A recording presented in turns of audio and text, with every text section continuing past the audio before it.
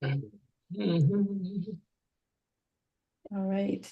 All right. Okay, Look so at I think that. people are in, more people entering the room. Yeah. Okay. Awesome. Providing background music. So good. All right. Welcome everyone to Monday Musings. My name is Faizan Sabzali. Uh, I am a relationship coach at Dragonfly Wellness. You want to introduce yourself? Sure. I'm you know me, hopefully by now. I'm Dr. Syra, and I am the clinical director at Dragonfly and having a bit of a sore throat today, so I might be speaking less. So Maybe Syra, not, but maybe. she won't speak less. I know her.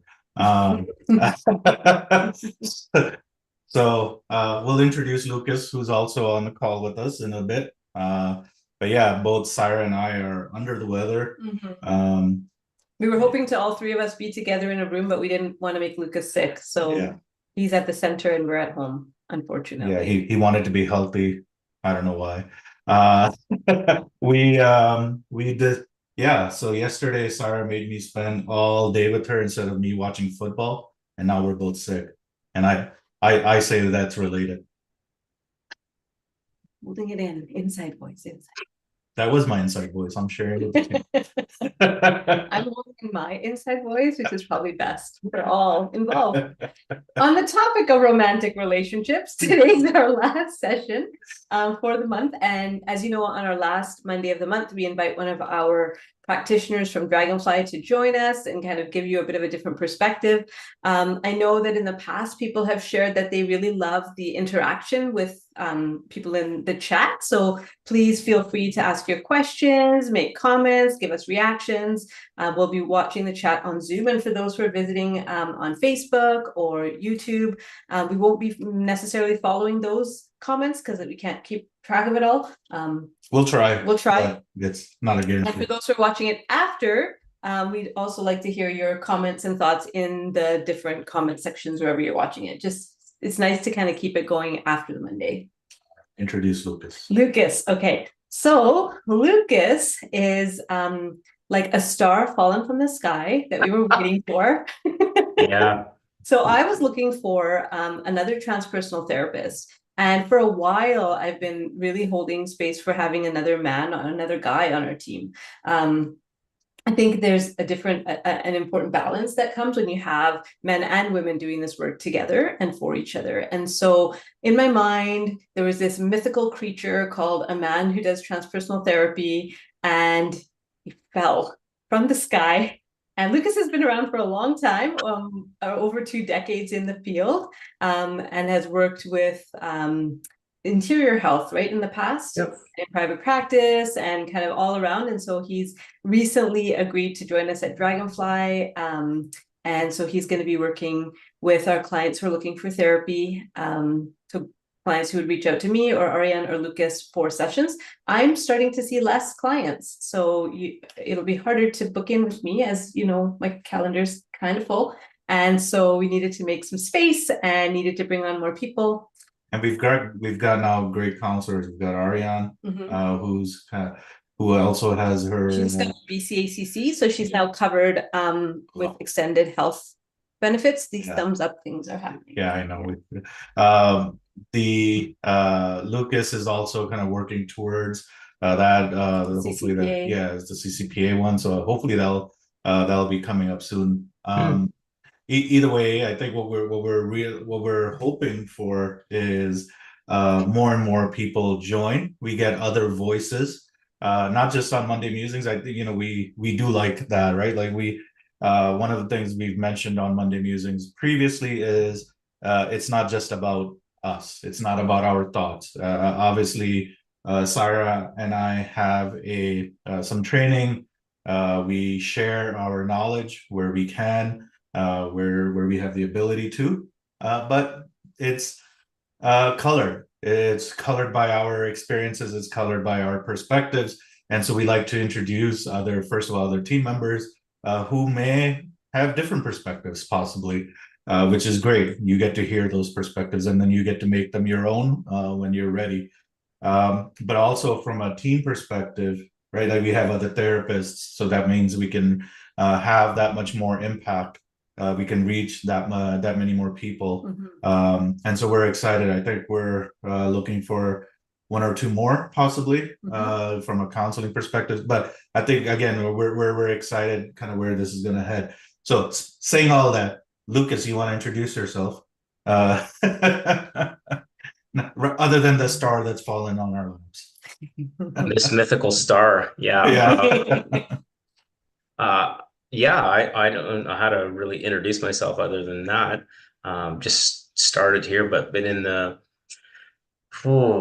counseling business since started working with people probably in 2000 in between integrated youth programs, drug and alcohol counseling, withdrawal management services, did a stint at a prison, wasn't in the prison, but worked at the prison, and did community withdrawal management in Peterborough, Ontario. And yeah, that's sort of been my pattern has been that way, always sort of continuing to go and go and go. And then sort of got a breakaway across the country and ended up in Vernon. And then from Vernon, I ended up in Salmon, and here I am. You are. Yeah. So that's awesome. So if people are aware of the Monday Musings, kind of the last session is typically where you get to ask questions that we may not have answered during the month about anything about relationships. So please start asking those questions, and I'll start interviewing Sarah and Lucas here. So Lucas, tell me a little bit. It's not related to relationships, but why is the transpersonal approach important to you? For me, it's interesting. I've always had sort of this component to something different than just the typical psychology, and how do you meld those two together between, if you, I guess, a spiritual component to it or a spirituality component, but not like you're not out converting people to some sort of form of religion or anything, but just having an open space for people to talk about their experiences for sure, and a safe environment to talk about that.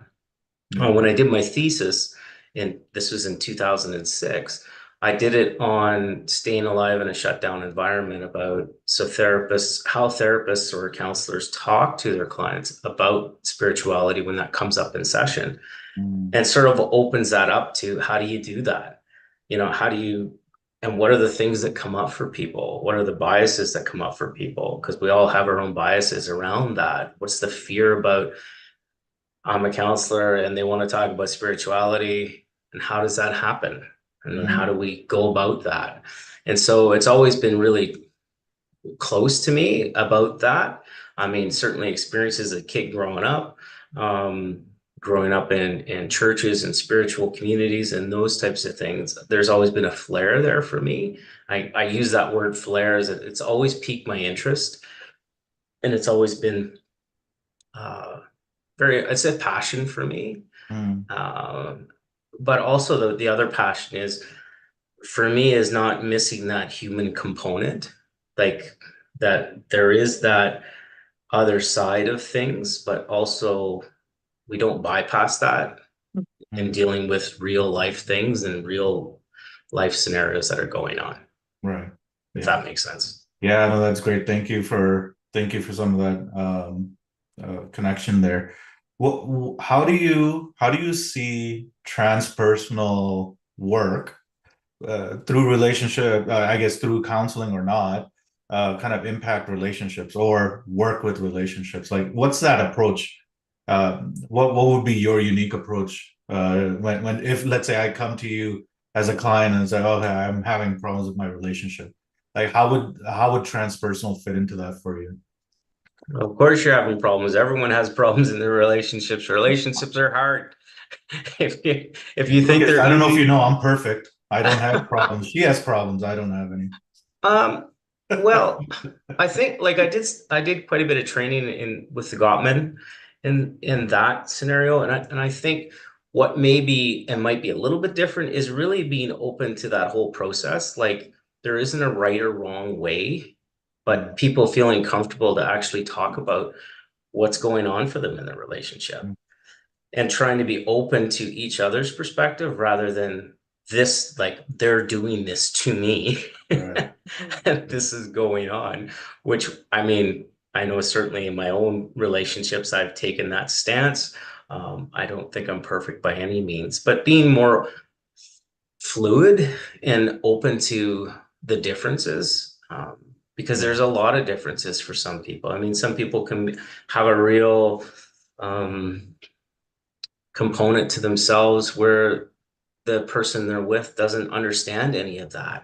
They don't see any of that.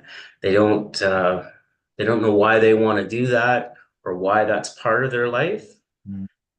And sure, they signed up at the beginning of the relationship and it was all love and great and it's wonderful and lots of great rainbows and all kinds of stuff. And then you get down to the grist for the mill where things can get really challenging. Yeah.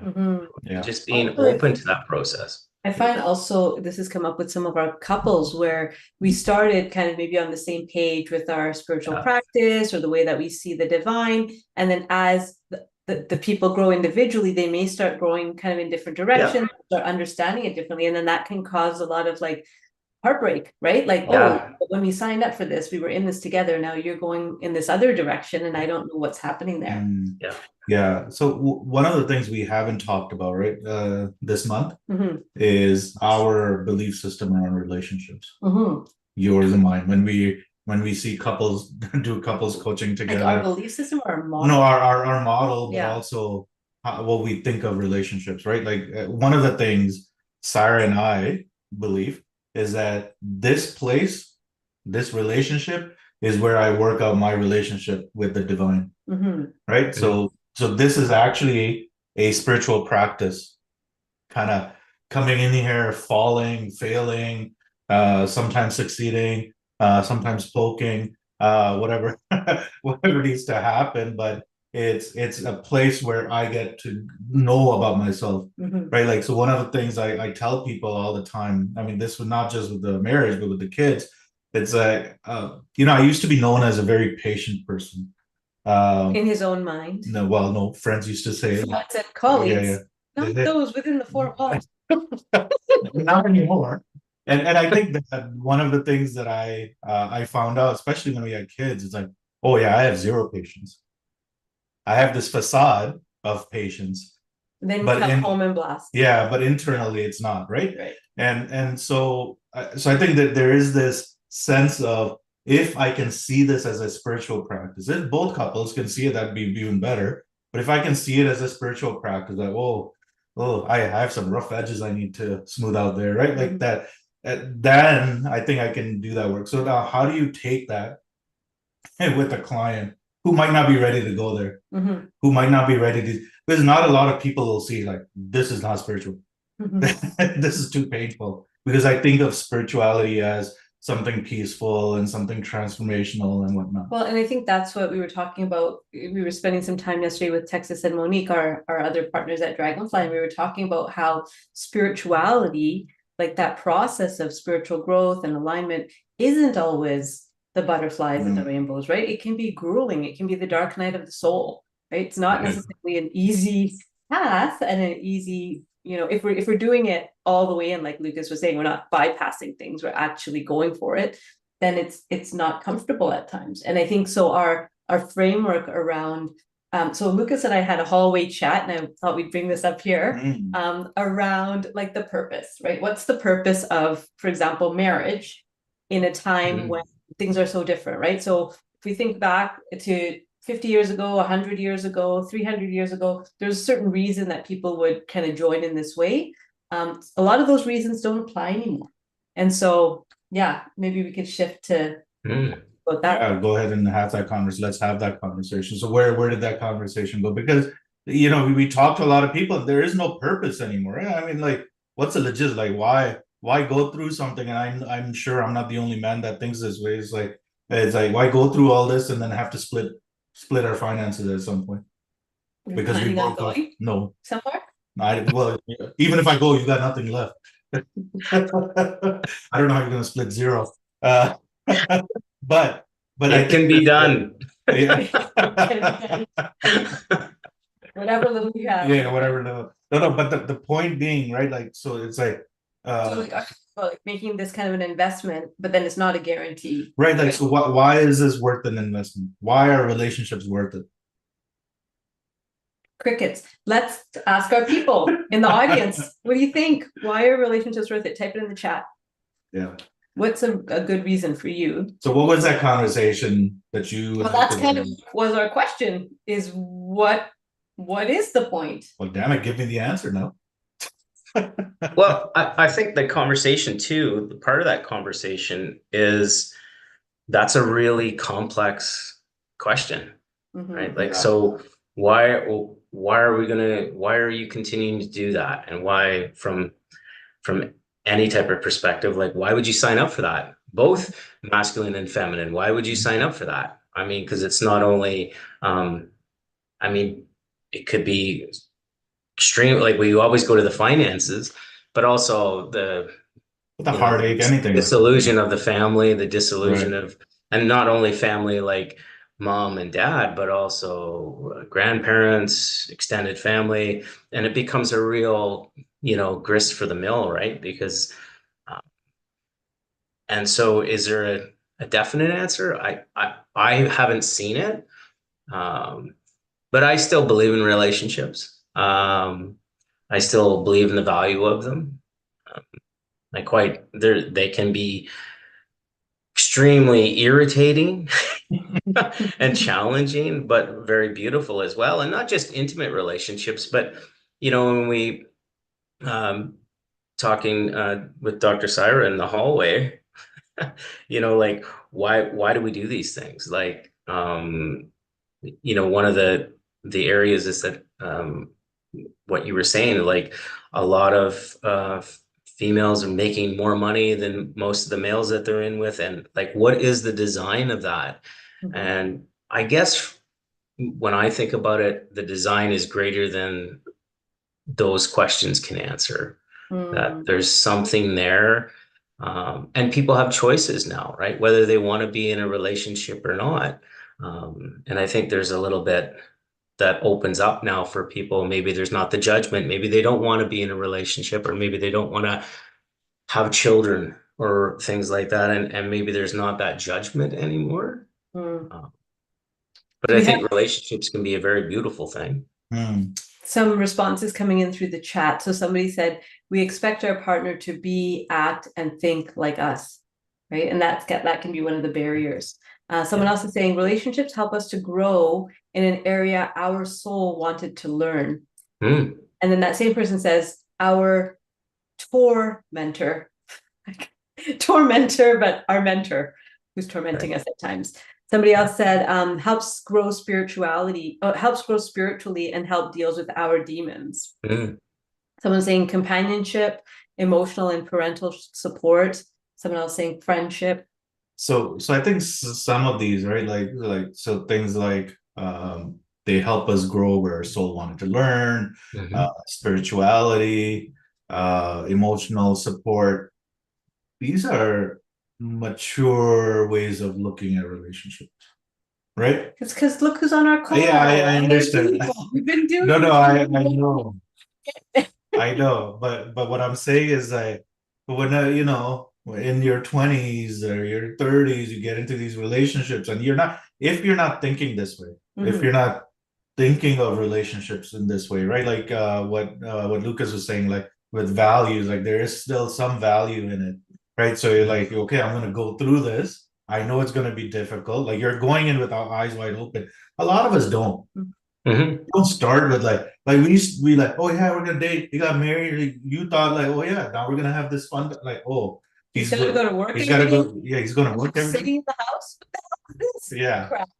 So now I have a baby that I'm sitting in the house with alone. What the crap? Yeah. What the right? A few years. So that's right, but like if you're not, we're not conscious of it, and I think with when we were about to have our second child, that's when we've been doing this work. That's when we're like, okay, Chuck, give us your course because we don't know what the hell this is about, right? Like so we went and learned about the 9 months learning about this damn relationship triangle and working it, right? Like not just learning it, like we were working every step. Okay, we're gonna talk about our needs. Or oh, judgment? No, I don't have any judgments. Oh, I do. Oh crap, I have 2 books filled with judgments. But like all of that happens and it comes out, right? But when you're not, and you go into these relationships, like you're tormented.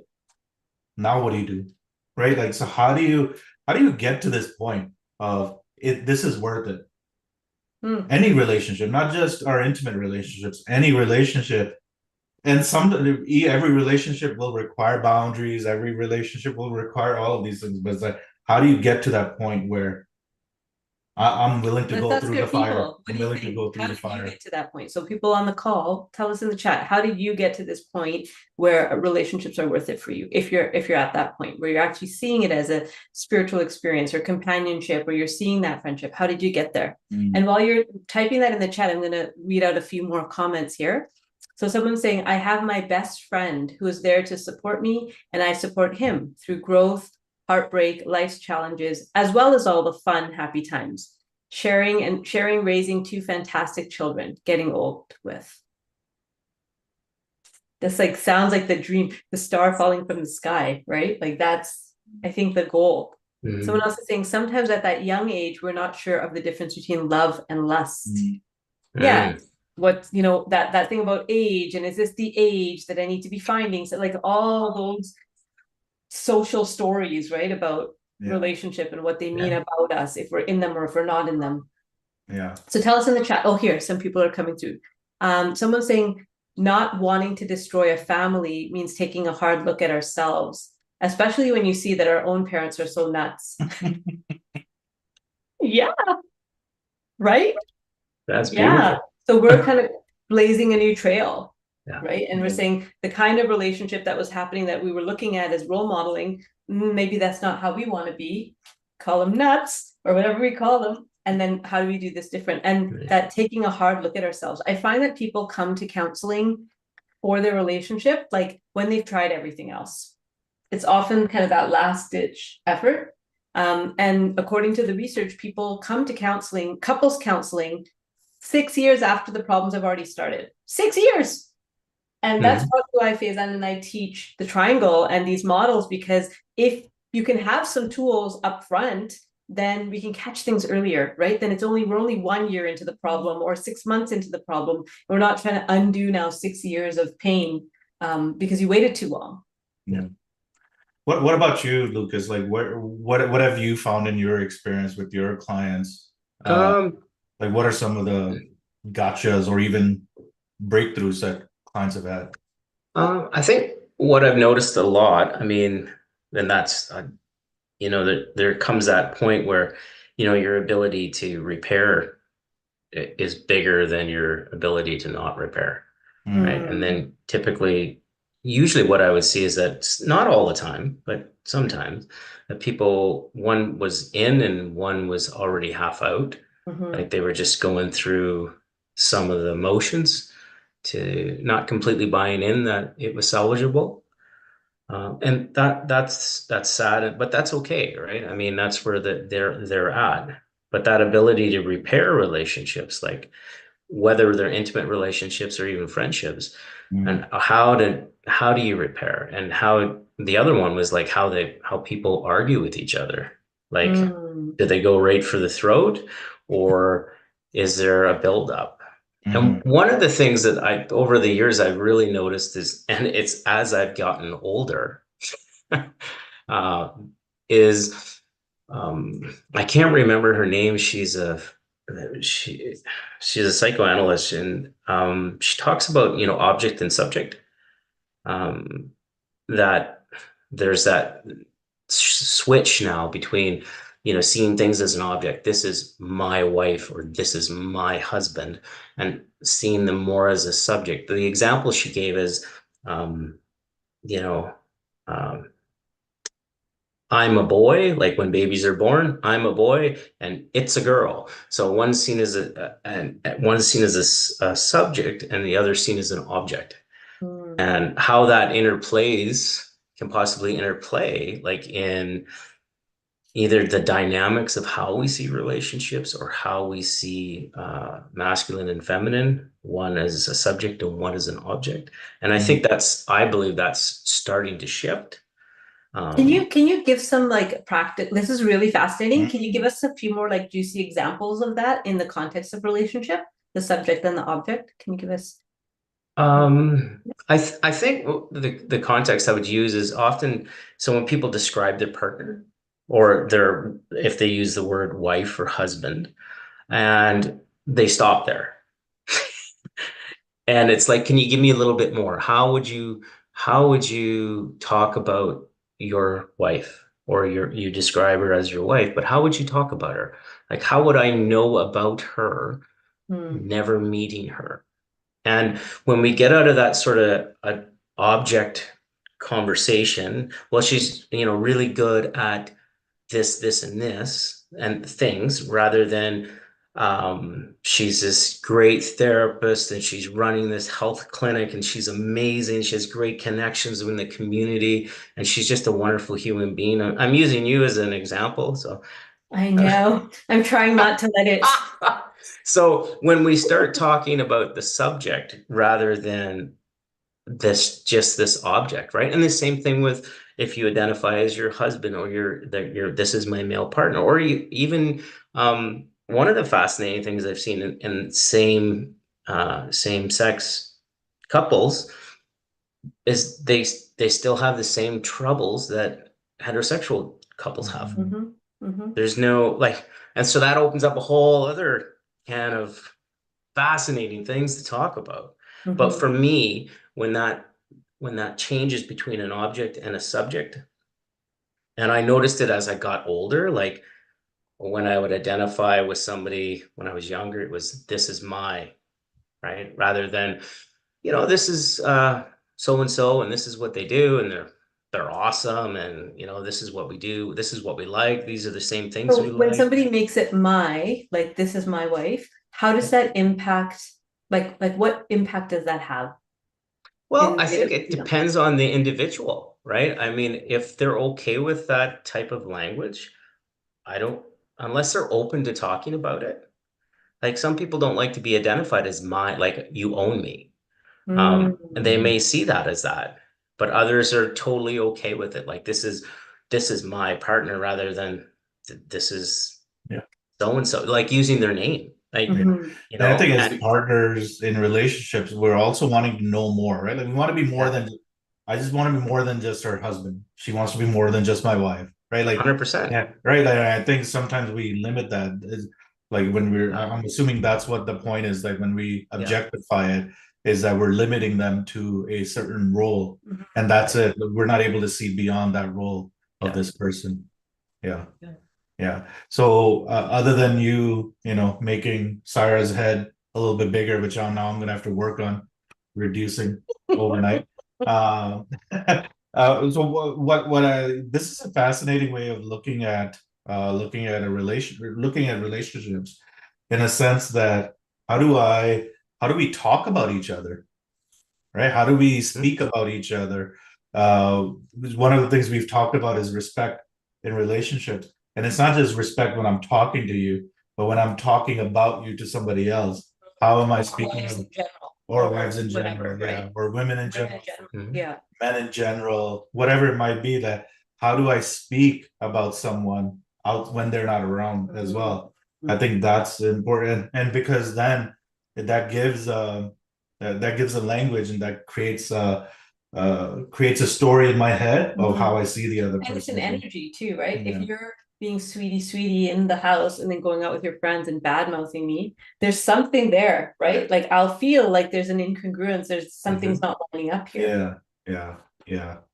So that's when you confront him, you just put his feet to the fire, you like speak. I do this, I'm like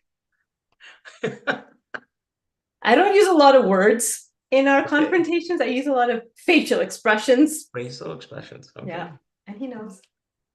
Yeah. And I think too, like with that language, when we can find that language, people start to be really more authentic. but Mhm. also it may push people to, the challenge can be is that it also makes you quite vulnerable to open up that way. Yeah, well, I mean, we're joking about it, but just like a couple of days ago, we had one of those, right? Where it was like we could feel something was off and we had to stop and say, what's happening? Are Let's we reset. okay? We need to reset. That's what we said. We need to reset.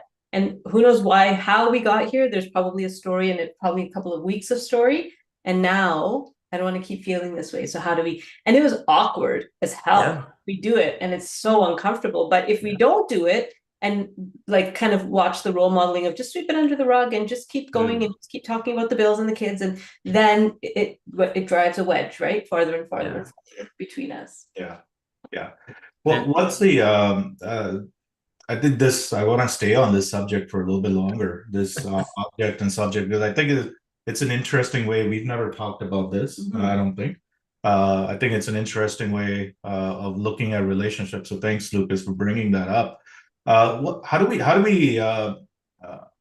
we use it in our daily lives? Like if you were helping me see, right, like what are some of the things I need to be aware of if I'm talking about Syra as an object rather than a subject?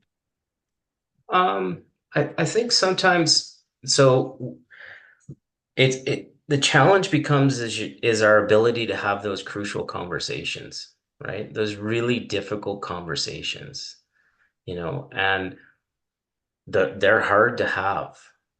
Because one, you can have that really hard conversation, and the risk can be I may lose this relationship having this hard conversation. I don't want to lose the relationship, so I'm not going to have it. And then I'll read. We'll read it. Okay. Yeah. Questions coming in. Squirrel. Those crucial conversations, and there was a book a long time ago when I was working with a colleague, and she would use that in couples about crucial conversations. But that ability to have those really challenging conversations, but also that ability to talk with somebody, like say you and I were talking about, and you were talking about your partner, but using language about more of what is your accountability and your responsibility in that. Right? Rather than she did that and she may or he may have, but where do you fit in that? Like, where is your part in that? And that becomes a real challenging part because sometimes we can get pretty wounded and pretty hurt and pretty upset with our partners or our friends and in those relationships, and really taking the time to see, well, so what is the lesson here that I'm learning? What am I not seeing? Right? What's my part? Yeah, what's my part? Because usually when we can step back enough and see that there are some really good things about our partners or our friends. There's some really good qualities. And obviously that drew us together, right? And so how do we describe that rather than, this is just my partner and they're really making me upset? Right. As opposed to, I can understand why they're upset because they wanted to do X, Y, and Z, or their passion is this, and they're really frustrated right now, and I can see why that's upsetting them. And so, but they're speaking to me in a way that's not really conducive to me wanting to talk to them. I remember a long time ago working with people, and it was an older client, and he was like, well, we never have intimacy anymore. He said, we never have sex anymore. And I was like, well, so what are you doing to actually make your partner want to be intimate with you or want to, like, are you talking about that? And how do you talk about it? Do you just look at them and say, you don't have sex with me anymore? Why? And that was their response. And so teaching people like, well, would that make you want to be intimate with somebody? And of course they said, well, yeah, and it's like, well, but not everyone's you, right? And so finding what it is, again, that makes your partner feel safe. Because safety is a huge one in that, right? And it's a hard one to talk about, and especially the whole I'm masculine and I do this, or I'm feminine and I do this. And so are those roles just absolutely defined, or how does each one feel safe in that role?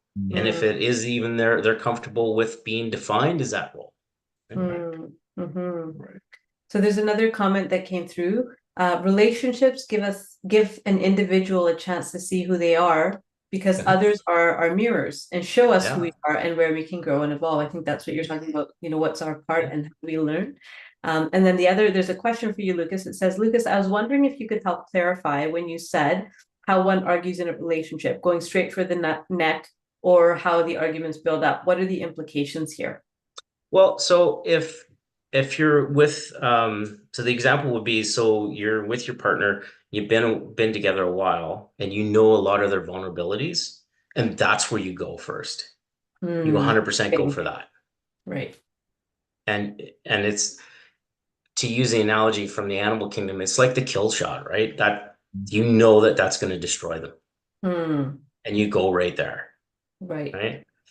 However, like if you argue with, staying with what's actually going on and how you see it, it may not be correct how you perceiving what's going on. But if you're staying within those parameters, then you're actually, as they would say, you're fighting fair. You're fighting in the parameters, or discussing in those parameters. But when we go outside of those parameters and use what we know to actually really harm somebody because we're hurt, and we may want them to feel the way we're feeling, and so I can't make them feel how bad I'm feeling with staying in the parameters, so I'm going to go outside of the parameters and really go that way. And so that's what I meant by that, is that and when people are doing that, it can be a real challenge, and I've been guilty of doing that in relationships. I know that, and if you can catch yourself when you're doing it and own that, it's great, but it can do a lot of harm though too as well. Yeah, I think the intention matters, right? Intention 100% of the fight matters. And say a lot of us, including me, I'll own it right now. I won't speak for anybody else, but like there's been times I'm having the argument not to solve the problem, but to win. Yeah. To get the points. Right. To get the points. Yeah.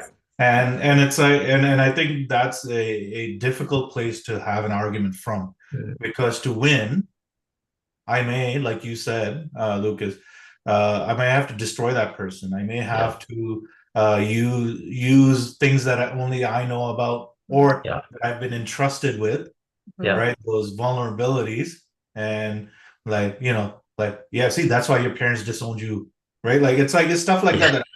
Like I would just use that information, in a fight like that, and disown me. No. Concerned, because I know my mom is on this call. Mama, I know you didn't disown me. But it's stuff like that where it's like, we talk about creating safety, and one of the things that Sarah and I talk about is standing in the fire, right? That I'm going to stand in the fire with this other person, and part of it is, yes, I want to make sure they're safe. I might get burned, but I won't step out of line, right? And I think safety is such a crucial piece. I thanks for bringing that up, Lucas, because I think we miss that in argument, is that yes, we're gonna have this argument. Yes, we're like a couple of days ago we were fighting passive aggressively, but it's our style. But we're like, okay, it's got to be safe now. This isn't safe. So, but to keep it safe, it's like, okay, can we reset? Hey, and then we had a quick, literally, it was for us, because now we've done it enough. It was a 2-minute conversation. I didn't feel hurt. I didn't, like I'm trying to avoid a blast. Okay, right. That's where we're both coming from, and it was resolved. But we had to commit to safety and making sure that, okay, this matters. It took a couple of days for us. Cool down enough to be able to have that difficult conversation. Yeah. So what are and I just wanted to add, sorry if it's there's this tool I learned from Marsha Lanahan in doing DBT therapy, like dialectical behavior therapy, and to me it fits in all lines of things. She talks a lot about you can be right or you can be effective, And to me, and that's a hard one, right? Like you can be pissed right off, you can be angry. What they said is wrong, and I have every right to lose my shit on you or whatever. But how effective is that going to be? Like if the goal is to have an argument or a discussion about something or move towards a compromise, that's an interesting word too, right? A lot of compromises in relationships. If I can be right about all of that stuff, but is it going to be effective? Yeah. And I think that's a big important piece as well, right? Yeah. Being able to step back sometimes, and that, hey, like the example that she would give is like, in the fast lane, like you're driving along and then someone pulls into the fast lane, they're going really slow. Like, and you're right, like they're in the wrong lane. And so you could just sit there and honk the horn and like, get out of the way, or you can be effective. And if there's room, you just go right around and then go on and you save all of that sort of turmoil. Mm-hmm. I So don't know that if that the person that asked that question, they said, wow, got that. And if that is the case, and you are not the one who's going for the kill, what can be said in the moment that can contribute to helping the other person reflect? Well, I think it depends on how long, the kind of relationship you have, I would say. I think if someone I knew for a very long time said, you know what, it's not got nothing to do with what we're talking about, and that. That is not okay. But you have to be strong in that, right? Like 100% you do. If somebody triggers you and triggers your old buttons, right? Like that only they know about, but you got to be so strong to be able to say, okay, I'm not gonna take like that's not gonna bother me, and to be able to call it out and say, that's not what this is about, right? But to be able to sit there and have that takes a lot of guts and work. Sure does. Yeah. But and it does take a lot of work, and as most things, and I'll probably get really beat up for this comment, it has to start somewhere. Right? It has to start somewhere with finding that authentic side of ourselves to be like, I'm going to stand in the fire and say this, and I'm terrified to say it. I'm afraid to say it. I don't know what's going to happen. I mean, if you're in a really violent situation, it may not be the best place to start that, right? And I use that language like kill shot and stuff, meaning that's like, this person, and that is their soft spot. That's their underbelly. And the argument has nothing to do with that. But you go for that, and if someone says don't, like, please don't. Usually people will step back and like see that. Sometimes they won't. Sometimes they're so triggered, they'll be like, nah, and off we go to the races, right? And that's where we talk about regulation, right? Oh, 100%. Remove and regulate. So one of the things in any of these relationships, we talked about it, I think last time as well, where the Gottmans talk about, right, like this positive sentiment and the negative sentiment. When and we talked about, I think like that 85% of the communication has to be positive, not 50-50, not 60-40, right? Like, so like just 15% can actually take over the relationship. So I think like the part of it is, yes, in the moment, sometimes it's hard, right? To say, hey, you called me out for nothing. Like, so you might have to do that as a separate conversation where it's like, okay, now that we're all settled, we're calm, let's talk about how we did that, because it was very negative, like both of us, right? Again, like you said, take accountability for my part, but to be able to call it out and say, okay, this didn't work. And that negative sentiment is so easy to creep in because it's only 50% is allowed. One of the things that we've done in our relationship is we have like no-go zones. Like it's just right. There's certain areas that are just no-go zones. We don't ever bring them into a fight. Yeah, we don't talk about each other's parents. No. Even if our fight is with with our parent, like if I'm having a fight with my parent, she's not jumping on board. Yeah. Right? Like she's not like, yeah. She's having a fight with her. No, I'm not jumping on board. Like it's for creating that safety. Like, okay, because she's just processing it. I'm just processing it. And part of it is, but not just that, there's things from our childhood, things, whatever we might have gone through, don't bring it up. It's not brought up, like all of those Sometimes things. I bring it up in my journal, I'll be honest.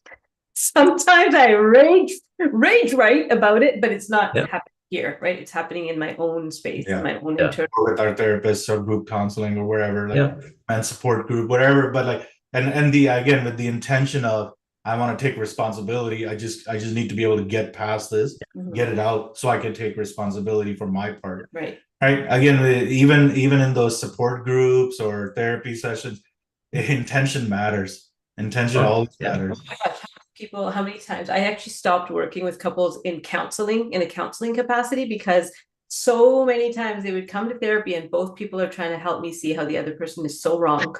And that was the session. And I'm just like, wow. So I hand that off to the Lucases of the world to navigate that.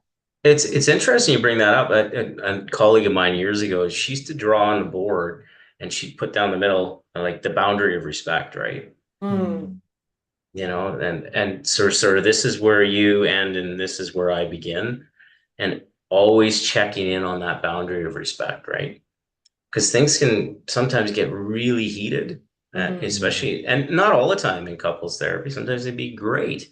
But talking about challenging things and, you know, what's the, as you guys said, the no-go zones. So what are the where is that boundary of respect? We don't discuss that. Or if we do, it has to be very respectful. Not just how I find it respectful, but how both of us can agree there's a respectful boundary there, right? That we talk that way. But that sometimes that can take a lot of time to build that. Some people already have it built right into their relationship, and sometimes people don't. Right. Yeah. So it's the work that's required is building some of those. Is it ever too late to work on those? Work on that? Is there like a critical point where you're like, no, I can't help these people? They're too far gone. It's not just about him helping people. I'm just asking. They can't help themselves. It's over for them. It's over. I don't know. I think people's intentions, like if they're both coming with the intention of repairing the relationship, I think there's a lot of hope. I think there is absolutely a lot of hope. I think if one's intention is that I want to repair and the other's is like, I'm done, it's pretty hard, like, because you don't want to convince somebody. Right. You want to have an open space where they can talk about the challenge of the relationship, but also the good parts of the relationship. Yeah. You know, and it's a hard question to answer. It's a pretty cool. Thanks, Fazan. I really appreciate that. Yeah. Yeah. Well, I think a lot of people reach out, right? Saying like this will fix it. And I think this is a beginning of that process. This meaning like either counseling, coaching, whatever it is that this is just the beginning. The work still has to be done by them. And they have to be very clear what intention they're walking in with. There have been people we've turned away, right? Because they want to I'm like, so are you just going to be talking about each other? That's not like you're paying too much to talk about each other. You can talk about that with your friends. This is if you want to move on, repair, right? Like you said, that I think the intention really matters. And I find a lot of people sometimes don't realize it. They're like, oh, okay, if I go, they're going to give me some magic tool. Right. And there are some great tools, but the magic is in its implementation. Right. Right. Like it's not a here, take this pill, you're healed. So I'm aware that we're close to the end, and I just want to take it back to our room. So Zoom, people who are on Zoom with us, do you have any other questions for Lucas or in general about romantic relationships before we close out this topic for the month? Type it in the chat, please. Next month's topic is communication. So it's kind of an interesting dovetail because we've been talking a lot about communication today as well. And this week's video that Sarah sent out around the communications is actually tying communications to the relationship model that we had shared. So if you go to our YouTube channel, which is Dragonfly Wellness TV, you'll see that the newest Therapist Thursday videos. We're going to continue putting out other content there as well. But I think that, again, the idea is like all of these tools tie in, right? Like it's not just like, oh, this triangle is just for the relationship. No, now it's okay. I understand our relationship. Now, how do I actually communicate my needs and my judgments and all of those things, right? So someone's saying, thank you, Lucas. Great insights. Yeah. No, that, like, I think it's an interesting way. I got some aha moments about subjective and objective clients online and in person. So if people are interested, you can always book on our website, dragonflywellnesscenter.ca. You can book an initial consult, like a telephone chat to see if you're a good fit. And he's taking people. So if you know people who need this kind of help, and I mean, we kind of pigeonholed you in the conversation, Lucas, but you do other things besides couples, right? Can you maybe speak to that? Well, I mean, couples are just two individuals that have joined together, right? And now they're trying to make that work. I've done a lot of work. Most of my work was a lot around individual and mental health and combining that too.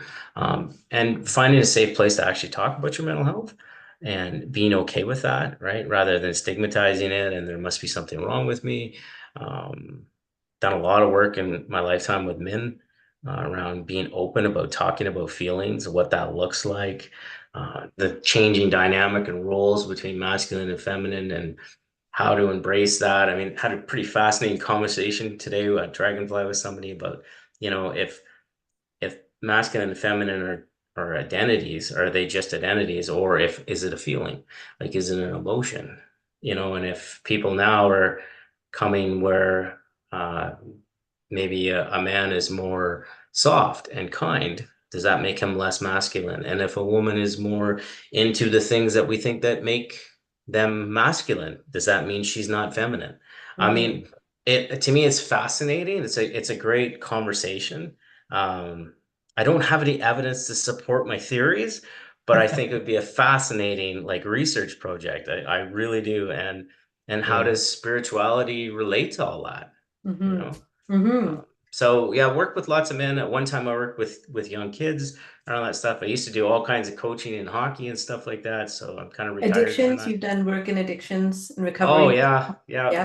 Well, lots of work in addictions. 100%. Yeah. So a couple other thoughts. Someone saying truly amazing. Thank you very much. Very effective. Someone else saying thank you all, especially Lucas, for adding your voice to the conversation. Someone's asking your full name, Lucas. My last name. I want to look you up. It's Lucas Scott Burton. In the middle name too. If you go to Dragonfly Wellness Center, you'll see his bio on the team section, so you can reach out to him through there as well. Someone's saying thank you. I like the fast lane analogy. Choose to go around, but as Dr. S said, can process it through the journal or through a friend. Boundaries around suppressing or accepting, and your own expression of care and mutual respect. Beautiful. Well, we've got kind of last see the last thing. The last thing. So this Friday, for those who are still interested or think you might be interested, I'm going to be delivering my workshop live on counseling South Asian clients. And we've kind of got some feedback just from the mini workshop that these tools can likely be applied to a lot of people from a lot of different collectivist cultures. So if you're a person who works with people who have kind of that kinship, family-oriented, collectivist background, these are specific tools that you'll get.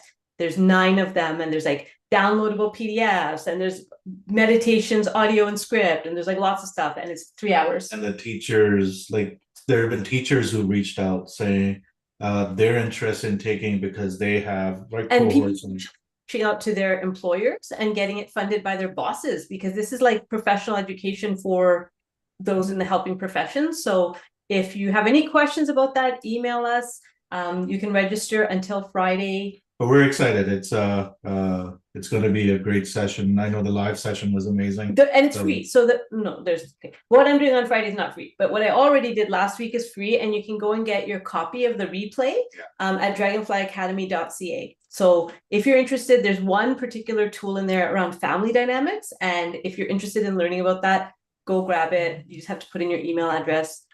Faizan's going to put the link in the chat. But yeah, no, I think any other announcements before we sign off? Yeah, no, we're just excited about some of the work we're doing at the academy now with Lucas on board. You know, I think again, we've had a lot of asks about men who want to reach out for help. Well, we've got somebody of Lucas's background and qualifications. Golden Star falling. Crashing into. But I think we're excited, kind of, you know, if nothing else, use us as an example of how things can manifest when we keep on clearing our stuff, getting out of our way and aligning, right? Like, so we have people like Lucas, we have people like Chelsea. I think Chelsea was on earlier watching. We've had like us meeting Monique and Texas, and we've got Deborah, we've got other people, Dr. Kim, who's about to join us, right? And so I think that there's these great connections that happen when we're open to it. And Ariane, you know, getting her qualifications and all of those things. So Ariane's Farsi speaking. So if you know anyone who needs a Farsi speaking therapist, she's Iranian and speaks Farsi fluently. So that's another. So I think, but it's like it's these things that line up when we just try to get out of the way. Right. So anyways, so there's another thing that's happening. Sorry, March. You and Texas are doing a. So Texas and I are doing a 2-hour workshop called, are you ready for it? Back to Basics, the 6 building blocks for personal growth and spiritual alignment. And it's only $40. We realized today we probably undercharged ourselves, but it's only $40 and you can get it up. You can join us online and you can also get the recording if you can't be there in person. So keep an eye on your email because we're going to be sending information out about what's coming up next. Yeah. So, and that, courses. You know, what we started the conversation with Lucas about spirituality and kind of this personal development work. That's kind of that meeting point. That's what the whole 2 hours is going to be about. So that's great. We're going to end our stream here. Thanks for everyone joining live.